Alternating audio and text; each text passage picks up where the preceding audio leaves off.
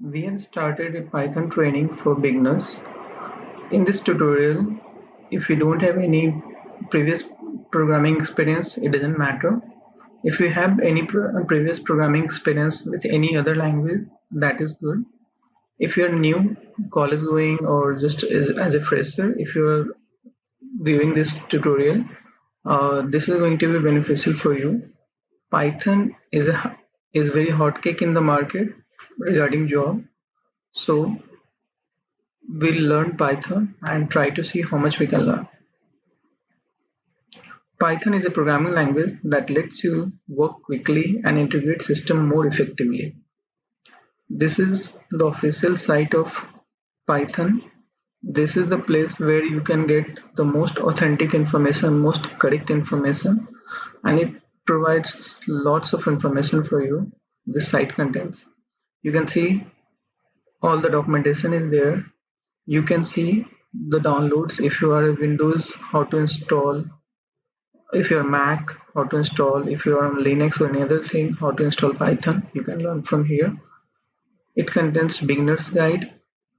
It contains what is new in Python 3.8.3. We are going to use Python 3.8 in this tutorials. I'm not going to go through all this documentation part. We'll try to focus more on programming part. What is Python? Python is an interpreted interactive object-oriented programming language. It incorporates modules, exceptions, dynamic typing, very high-level dynamic data types and classes. We'll go through all these classes, data type, dynamic typing, exceptions and all in our programs. So if you want to start Python, the first thing that you need is an IDE, Integrated Development Environment, where you can write the Python code. I'm going to use PyCharm, which is one of the most popular IDE for Python. So I have downloaded and installed Python. I have downloaded the latest version of PyCharm and installed it. I have installed on my system Python version 3.8.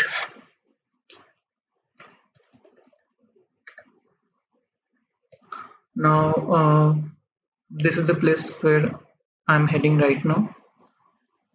Now the first Python program that we are going to see is how to print hello world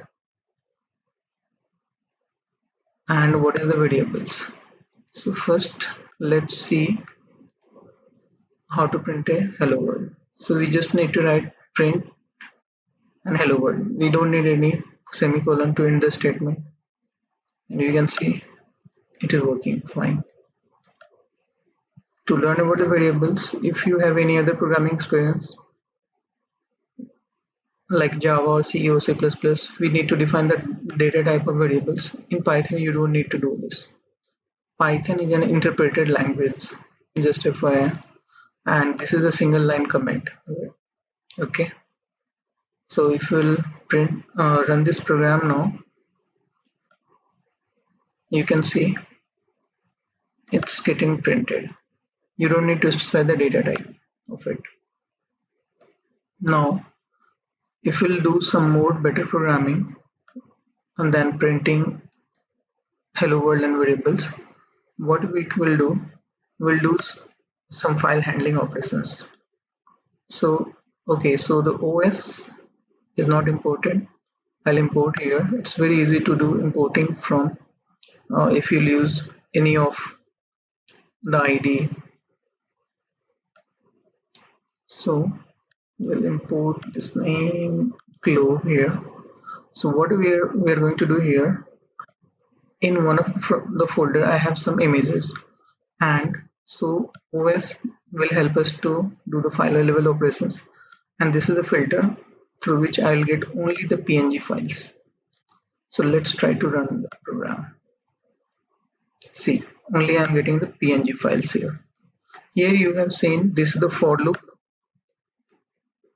For loop, as we know, help us to iterate, and unlike C++, Java or any other, you don't need curly braces here.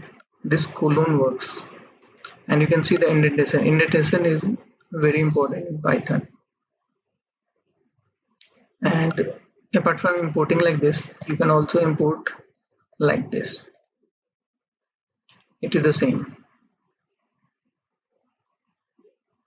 Now, the second program that we are going to see is using some string libraries to convert normal text into camel case. To do that, Python provides camel case library.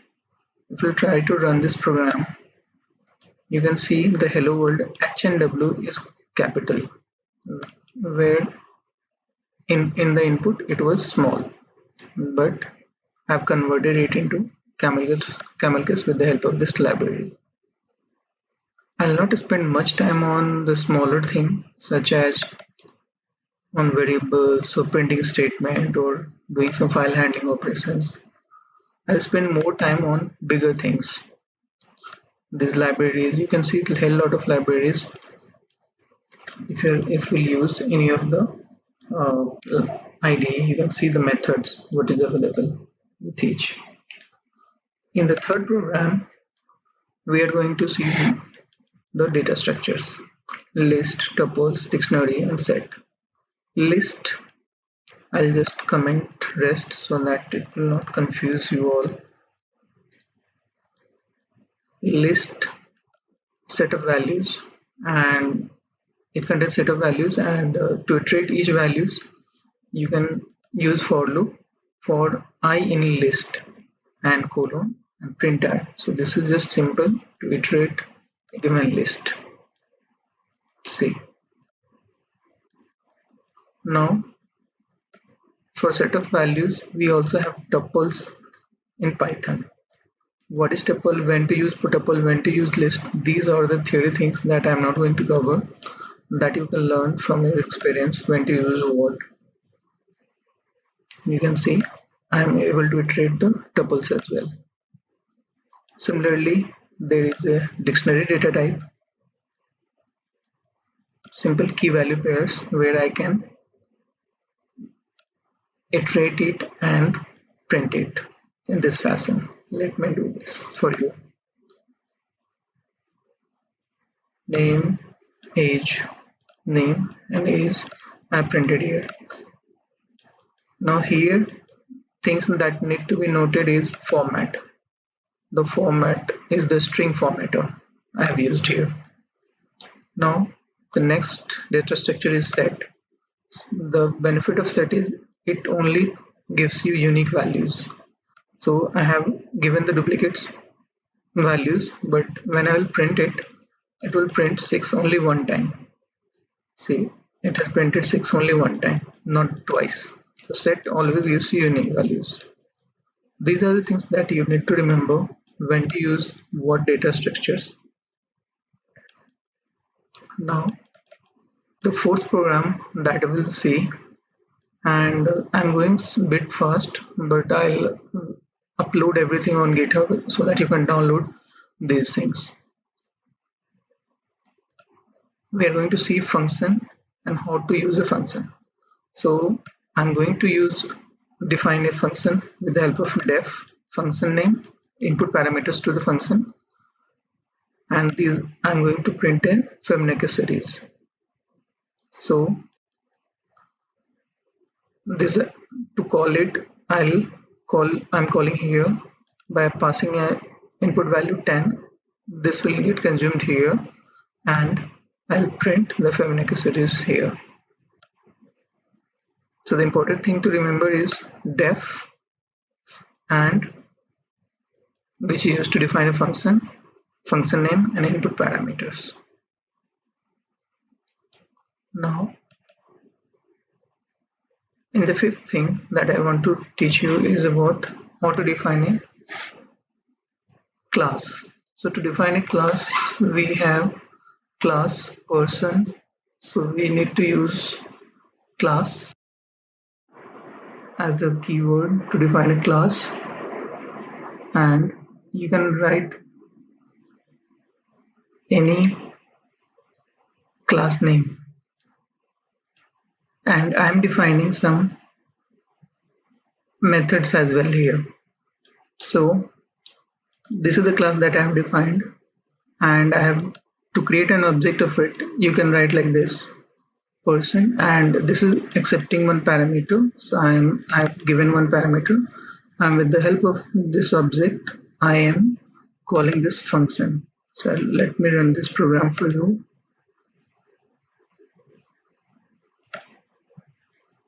So this is printing. This input values goes here, and this gets initialized here, and with the help of this it gets printed. Name variable is printed here.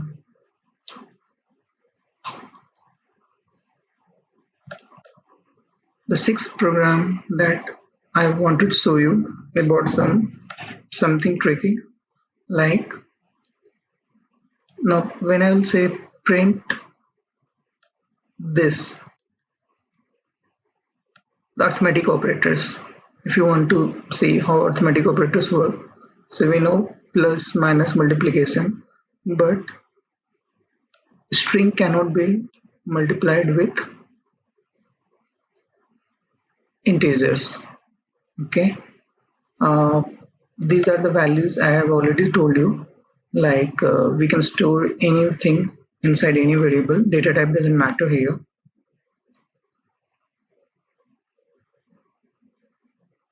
Now moving ahead, this next thing that I'd like to do is how to accept the input. So here we have age. I'm from the input of user. I'm collecting it inside a variable age. The next input I'm trying to collect in the variable color. You just need to remember how to take an input. So we have to use function input. Let me run this program. What is your age? 32. What is color you like? Blue. You can see my age 32 gets printed. Age of user 32, favorite color is blue. This gets printed. Next thing that I have printed here, whenever you give any value as an input, it always accepts as a string. So what is the type of age? Firstly, I have printed it is coming as string. Why? Because anything comes as an input, it comes as a string. To convert it into integer, we have used a function int. So that's why it is giving. Next time if I'll type, so 32 is integer here, but the type was initially string.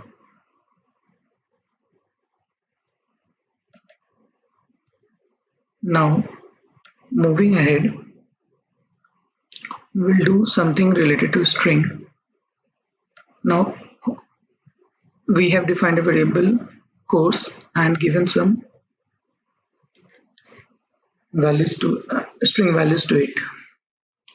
Now single quote or double quote, both works here.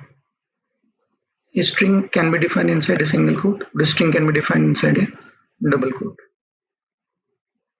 Now multi-line string, if you want to write, this is the syntax to write. Okay, and I'll comment most of the thing here just to don't, so that we will not get confused. If I'll run, you can see it's getting printed. The new line, hello Jitu, this new line, this is the third line, it gets printed like this. And here, if you want to print double quote, you can take it inside single quotes. That's why it is coming like this. Now, if you want a substring part of it, so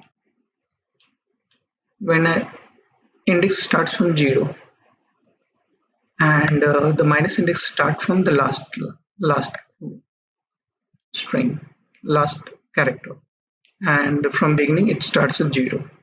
So if I'll print quotes 0, and -2, what it will give me? CNS. At 0, C is available, and -2, because the first character is double quote, that's why it's printed as here. Now again, substring part, if you want to do from 0 to 5, if you want to print something, or you want to print from 1 everything till the end, then you can also do like 1 colon and just leave things. So you can see everything gets printed for this line, and just 0 to 5 for this.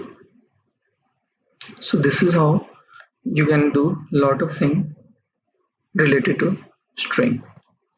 So I'll stop this video here. This is the first video that we have made, and we'll make the second video very soon on Python training. Thank you viewers for watching.